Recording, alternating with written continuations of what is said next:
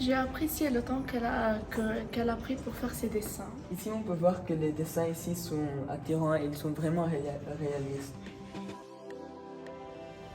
J'admire sa créativité et sa patience pour créer différents types de croquis. On a ici les croquis et puis on a obtenu la dernière version de cerise.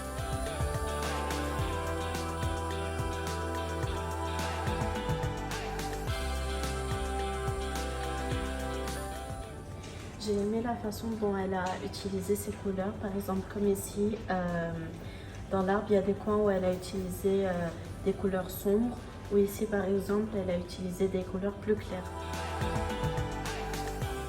Dans cette planche et surtout dans la phrase à commencer par la cabane que Cerise et ses amis ont construite, ça m'a rappelé de mon enfance avec mon cousin où on construisait des cabanes et on espionne les voisins.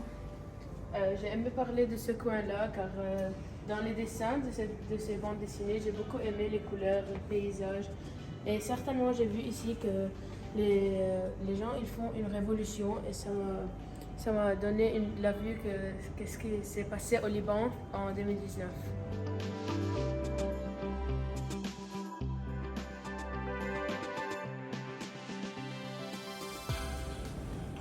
Dans CBD, on dirait que ça a été écrit par une adolescente parce que par exemple, je me suis reconnue dans ces deux histoires. Lulu et Nelson ont découvert les enjeux sociaux et politiques qui agitent le monde dans leur entrée en adolescence. Et ça me rappelle de l'adolescence de Gabriel dans le roman de Gaël Faye.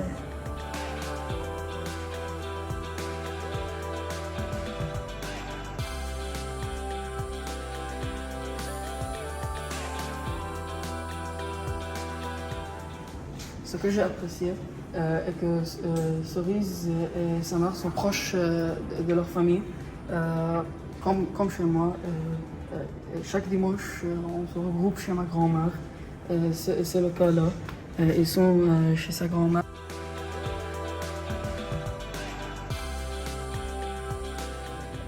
J'ai adoré les pages de carnet de Cerise. C'était vraiment inspirant avec les motifs et les couleurs. C'était très joli. Et la voix intérieure aussi. J'ai bien aimé ça et c'était une très belle idée. J'étais impressionnée par le goût de Cerise où elle nous a expliqué comment elle adore écrire et adore lire des romans, des BD, des magazines un peu scientifiques car moi aussi je les aime et j'ai un même goût qu'elle.